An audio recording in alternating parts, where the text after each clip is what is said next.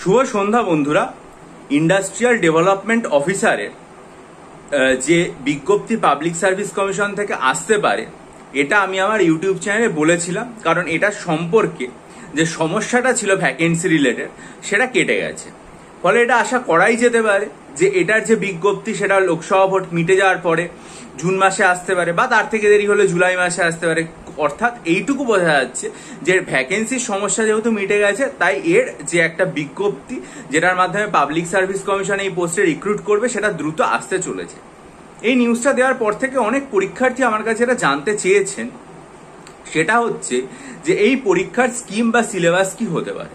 দেখো, বিজ্ঞপ্তি public service commission যতক্ষণ না পর্যন্ত অফিসিয়ালি জারি করছে ততক্ষণ তো আলাদা করে বলা সম্ভব নয় যে কিরকম হতে পারে।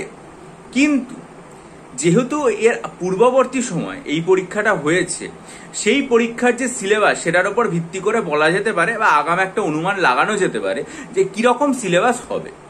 কিরকম সিলেবাস হওয়ার সম্ভাবনা হচ্ছে 75 নম্বর জেনারেল স্টাডিজ এবং 25 নম্বর অ্যারিথমেটিক এবং টেস্ট অফ রিজনিং।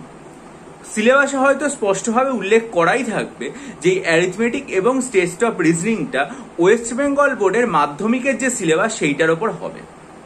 অন্তত গতবার তাই উল্লেখ করা ছিল।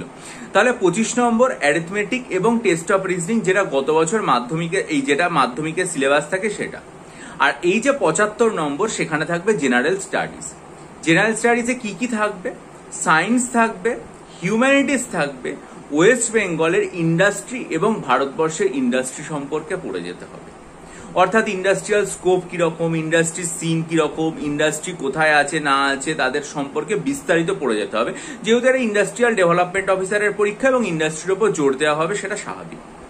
সুতরাং যারা এই পরীক্ষাটা দিতে আগ্রহী, যারা এটার প্রস্তুতি নিতে চাও এবং এখন থেকেই লেখাপড়া করতে চাও, তারা সায়েন্স বা হিউম্যানিটিস, অর্থাৎ হিউম্যানিটিসের মধ্যে তো পলিটি, ইকোনমি, জিওগ্রাফি সবই চলে আসবে, হিস্ট্রি সবই চলে আসবে। আবার সায়েন্সের মধ্যে physics, chemistry, biology, technology, NVS সবই চলে আসবে। সুতরাং পড়ার কিছু বাকি বলে কিছু থাকছে না। আর ওয়েস্ট বেঙ্গল এবং ইন্ডিয়ার যে ইন্ডাস্ট্রি পার্টটা, সেটা বিস্তারিতভাবে পড়ে যেতে হবে। 100 নম্বরের পরীক্ষা, 1.5 ঘন্টার সময়, 100 খানা মোট প্রশ্ন, 75 নম্বর জেনারেল স্টাডিজ এবং 25 নম্বর অ্যারিথমেটিক এবং টেস্ট অফ রিজনিং।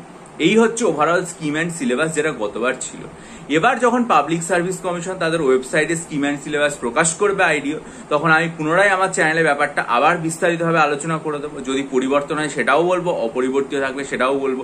তার জন্য তোমরা চ্যানেলটা সাবস্ক্রাইব করে নিও, বেল আইকন টিপে দিও যাতে সবার আগে জানতে পারো। ভিডিওটা লাইক করে বন্ধুদের মাঝে ছড়িয়ে দিও। আর মিসলেনিয়াস পরীক্ষার জন্য 20টা মক টেস্ট এবং ক্লার্কশিপের জন্য এখনো পর্যন্ত 12টা মক টেস্ট তৈরি করেছি। বহু পরীক্ষার্থী আগ্রহী হয়ে নিয়েছে।